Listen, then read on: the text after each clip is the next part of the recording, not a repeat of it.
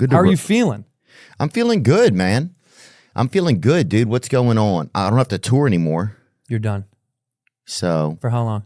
we might have to retape my special, but you want to talk about it on the show? Yeah, I'm curious as fuck. Are you? Big time. Yeah, I'm totally okay talking about it. Yeah, I want to know. Yeah, well, so yeah, what do you want to know? So, like, you know, all I saw was what I saw on the internet of the taping, and then I texted you, and I was like, "How are you? Are you good? What's going on?" Yeah, because the internet likes to drum up nonsense. Yeah, and you texted me some love back, and I just want to know how it went or what was the deal, like what was going on, you know? Yeah, I mean, well, when we left out of there that night, we thought like it went pretty good. Like, you felt good after it? Yeah, I was like, I don't know if we got it because there was definitely some hang-ups. It was like, I mean, there was a lot of stress like going into it, you know? And I don't know if I want to go super down that road, but like I switched off my medicine because I wanted to have a little bit more emotional, like a storyline. I wanted to be able to like kind of connect a little bit more in some moments. Mm-hmm.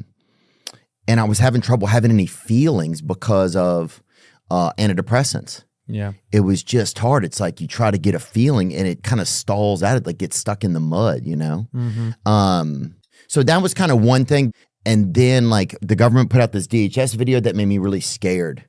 The immigration video? Yeah. Talk about pulling that out of context. They're so good at that. They just took something that had nothing to do with something else, you making a joke, and then they're like, he's our spokesperson. Yeah, you're like, what? Crazy. I didn't sign up for that. Bro, and so I just got so much like hate stuff. I mean, a lot of it I didn't see, but I would just see enough where it was like, fuck, this is scary.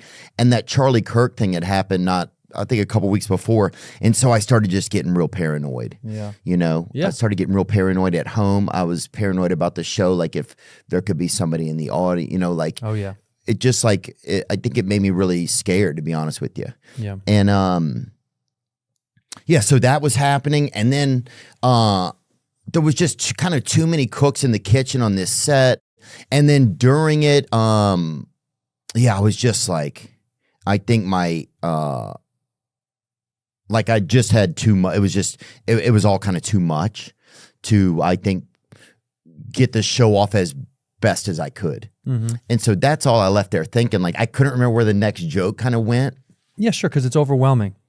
Yeah. I think people don't know that. I think I've said that 100 times is like, I always quote Dan Soder.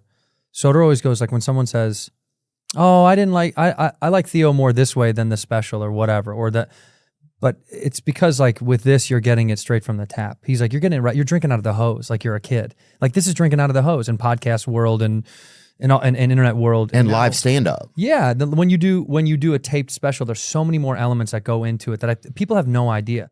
Dude, I was changing, when I taped this last one I did for Hulu. White Noise, yeah? White Noise. I changed 10 different things from on the second to last show because I was tripping. I was freaking out. I mean, and Zach Townsend, who's a great comic who opens for me. Yeah, you know Zach from Nashville? Yeah. He's great. And Zach was helping me kind of rewrite some stuff to like tighten it up and cut the fat, and because I was bummed about a few of the jokes that I told, they didn't hit the way they did when I was touring.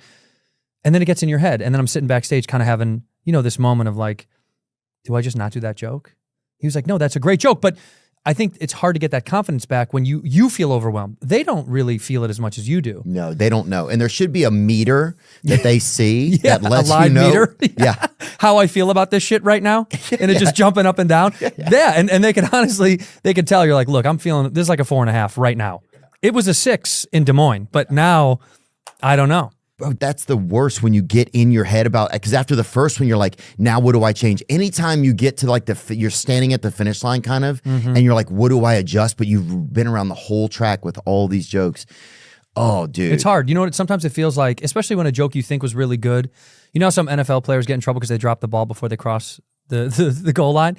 I feel like I was doing that a little bit because I wasn't committing to the joke because I was unsure of the way that a tag came in or the punchline snapped.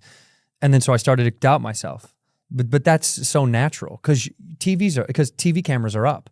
So your brain does a thing that it doesn't do live. Live, you fly so free, it doesn't matter. Yeah. You know what I mean? That's me, dropping the ball before I get in the end zone. But I did it on like 2 or 3 jokes. And then the last taping, Zach kind of reinstilled some confidence in me and was like, dude, just cut it out. That was nice of him to say that. Yeah, he helped me out a lot.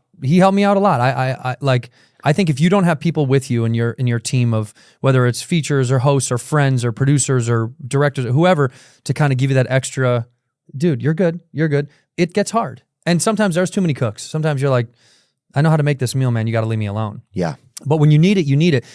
I think the more open we are to the audiences about that, the better off it is, because the criticism is higher than it's ever been for specials and for tapings. I mean, and I think when you come clean about what it is, what affected you, and the reality of it, the more loving they get around it, because this is it's just a difficult task to film something. You're trying to capture lightning in a bottle. And the greats do it often because they're the reason that Louis does it so well is because Louis is in my opinion, the greatest to ever do it. Yeah. So yeah, he captures lightning very well. It's really hard. I'm out there with the kite and the key, but it's tough to get it, dude. It's really hard. Yeah. And we do the best that we can delivering after we've already toured this thing a ton. And sometimes you over perfect it. You know, you want to pinch this and change that and turn this here and push this in front of this. And then at some point you have to let it go. But I was concerned in the fact that you're one of my oldest friends in comedy. And I wanted you to feel good because I know how it feels sometimes. When I did my half hour with Comedy Central, dude, it was my childhood best friend and my wife, my girlfriend at the time, in the green room.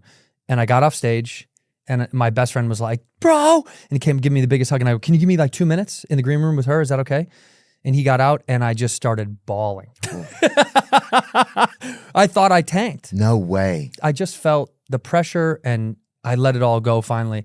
Oh, dude, now that you say that, I thought my first special after I did it, I was like, why did I choose to do it? Like I thought, let's do it at home. Yeah. But people there had never seen comedy, a lot of them. It was a lot of like LSU Tiger fans. There was like some lady like yelling defense the whole fucking show. I'm not even joking, dude. Cover two in the middle of your joke. People had no fucking idea how to act.